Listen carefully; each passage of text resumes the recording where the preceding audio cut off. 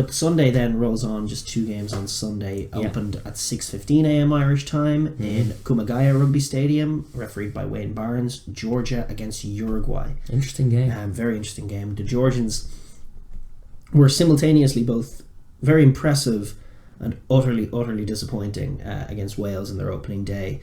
I do think, just first point about this game, that Wayne Barnes refereeing suits them a lot more than anybody they've had since they played Scotland. Like that's kind of their ideal ref. Yeah. Somebody who likes and can like a slow game, respects what goes on at the breakdown, really understands and appreciates the scrum and wants to get good scrums right and rewards dominant scrums. He's not one of these refs who's going to turn around on a scrum that's driving forward going, use it. Yeah. He's not one of those guys. He does look at a scrum and he does reward you when you get dominance, and that's what Georgia are going to be looking for. Against Wales the weekend, or just the other day, they were kind of shocking defensively. They were really schoolboy poor. No reading of the game. It wasn't just that. Like, they had Nariashvili at the back of the lineup twice, covering that space. He was covering Wales had stacked the inside with 4 players in and around that 10-12 channel. Yeah. And then inside 10 was being covered by Nariashvili, and they exposed it once. And then the next time they had Nariashvili and Becca Gorgadze at the back of their line out. Gorgadze shot up at the scrum half. Away he went outside of the defensive line by Gorgadze. And Nariashvili had to cover all that space and was like not even halfway there by the time Josh Adams was strolling through it. Yeah. And through for the second carbon copy try. Inexcusable at this level. But it was a little bit of another lesson for them in terms of just, this is tier 1 rugby. And they stood up wonderfully in the second half. They played a great game in that last 40 minutes. They played a great half for rugby. Phenomenal. Really? 14-all against Wales is awesome. Yeah, and dominating them physically. Wales scrambled to get a late try, but they dominated that game. They were great defensively. They brought that line speed.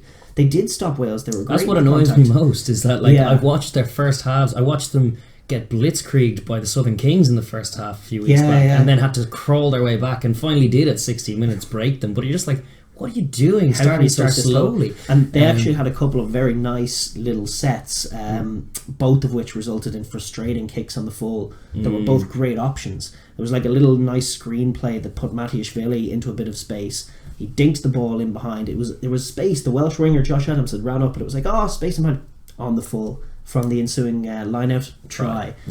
Likewise, these line-out tries that we were talking about. Absent Dadza put another little probing kick in behind Evans. Actually, was in front of Evans this time, just with a bit of air on it for his winger to chase. Went off the side of the boot and went in to touch on the full try. And those are the margins. Like, there was a clever little plans from Milton Haig. You got to execute at this level. You got to execute, and you got to scramble better, obviously, as well. But if you can put yourself in the right parts of the pitch, we saw in the second half how things can go right for Georgia. The kind of picture they're trying to paint was not good from the very first kickoff. We had Mamuka Gorgadze back in the pitch, drops the ball, scrum, a few phases later, and I think another scrum later, try. And these are the kind of things at a tier 2 level in rugby Europe, they do occasionally do things like that, but it's forgotten about. Like, they'll have that little kick into touch, but then the Spanish will just throw it not straight, and then they'll have a scrum, and then they'll be up the pitch anyway. Likewise, the drop at the start, we turned it over in the scrum, we're up the pitch anyway.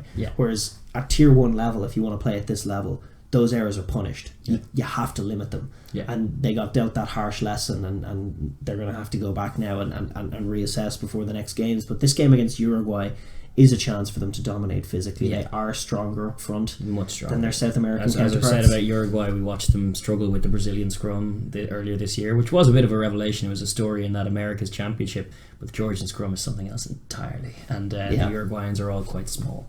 Then, that being said, if they can make it about width and pace and speed, they could catch this Georgian defence with no line speed again, and their wingers are dangerous. Yeah, I'm telling you, those blindside wingers that Georgia don't deal with that well, or didn't against Wales, and I've actually seen against Scotland as well, around the fringes. If you have wingers coming from blind angles, even in open play, they tend not to resource that area all that strong. They just sort of number up and don't keep an eye on the guy who's from the blind side. If Uruguay can work that little variation in and grab tries, like we saw against Wales, like a really, really good Georgia performance earned them 14 points.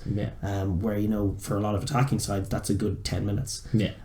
So they make it hard for themselves by playing that physical game. They will have to dominate and not fall asleep, because Uruguay can catch them if they fall asleep. And I think for their own sake, given the rough couple of months really that it's been. They need to put Uruguay to bed convincingly to get back on track. If this isn't for their World Cup to be worth anything, it means swatting Uruguay aside and bigging up a big cup final against Fiji ultimately for that third spot. Well, they play Fiji first, so it's kind of like deal with that first. We'll think about maybe shocking Wales if we've beaten Fiji. That's the thing. They got to focus on Fiji. Yeah. And it starts by winning this game against a similarly minded side, if not the same size and caliber. So Uruguay, I still expect this to be a Georgian win and quite a dominant one, even if not on the scoreboard, because that's not their style. Even if the margin is only 10 or 15 points in the end, and that'll still be reflective of quite a strong Georgian showing. Yes. And I would wish that we could talk about Uruguay a little more. But just unfortunately, we haven't actually got the tape on them. We're shooting this on Tuesday. So we're going to see them tomorrow against Fiji, and we will know a lot more about them, just given the dynamic of this tournament and how teams show up a certain way. We're going to know a lot more about them, unfortunately, after this video is up. True. But my suspicion is strong Georgian forwards, a little more focused performance. If they can bottle a lot of what they did in that second half vis-a-vis their defence, then they're going to make it unlivable for Uruguay, and hopefully paint the picture that they're so desperately trying to paint of spending ages in the opposition half and grinding them down and muscling them and then slowly building up a score.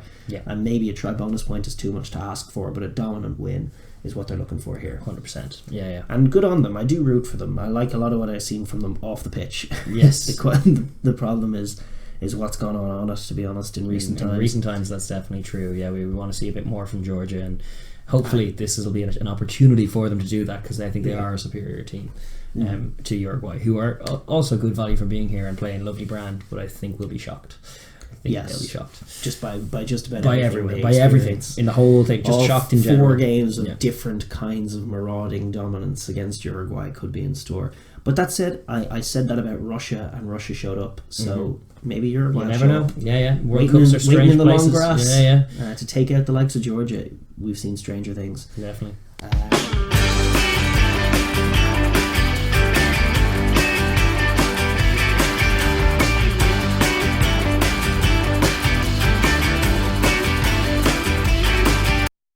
Thanks so much for tuning into the Overlap Rugby Podcast World Cup content. If you enjoyed that video, please feel free to subscribe and comment down below, as well as share with your friends. Thanks.